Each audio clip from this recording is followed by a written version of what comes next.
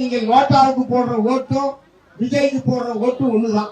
நோட்டாவுக்கு போட்டா எப்படி எதற்கும் பிரயோஜனம் இல்லையோ அதை போலவே விஜய் அவர்களுக்கு போடுகிற வாக்கும் எந்த விதமான மதிப்பும் இல்லாமல் தான் போகும்.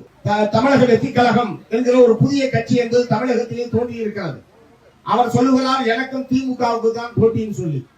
திமுக 20க்கும் மேற்பட்ட கட்சிகளை இணைத்து ஒரு மாபெரும் கூட்டணியை அமைத்திருக்கிறார்.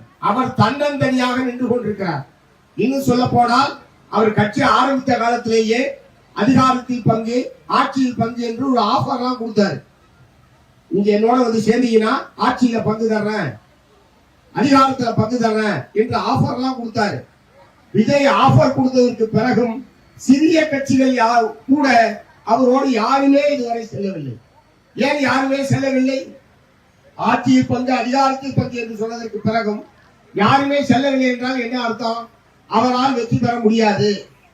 அவர் முதல்ல வெற்றி பெற்றதானே மற்றவனுக்கு பங்கு தர்றதுக்கு. அதே வெற்றி பெறுவாரா இல்லையா என்று இருக்கிற நிலையில் மற்றவனுக்கு எப்படி பங்கு தருவாரு? அதை நம்பி எப்படி மற்றவர்கள் செல்வார்கள்?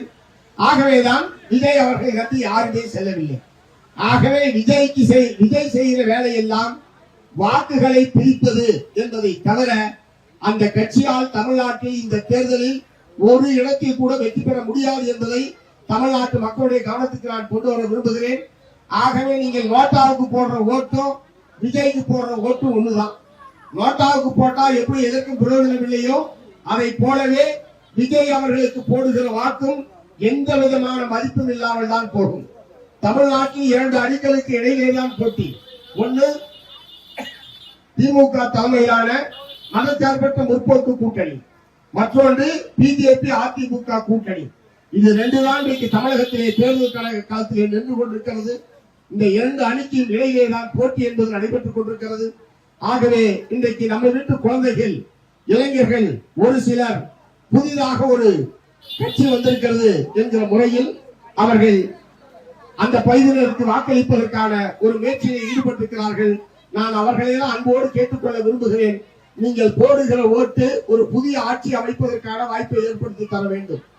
நீங்கள் போடுகிற ஓட்டு இந்த வேட்பாளர் எப்படிப்பட்டவர், இவர் வெற்றி பெற்றால் என்ன செய்வார், நம்முடைய தொகுதியில் வரக்கூடியவர் எப்படிப்பட்டவராக இருக்க வேண்டும் என்று ஆழ்ந்து சிந்தித்து நீங்கள் வாக்களிக்க வேண்டும் என்று உங்களை எல்லாம் நான் கேட்டுக்கொள்ள விரும்புகிறேன்.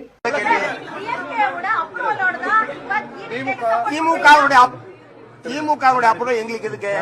we are independent party. CPM CBI எங்களுடைய கட்சியினுடைய அரசியல் நிலைப்பாட்டை நாங்கள் எடுத்திருக்கிறோம். இதுல திமுகவுடைய ஒப்புதல், திமுகவுடைய அனுமதி இருக்கான்ற கேட்கிற பிரச்சனை எங்க வருது?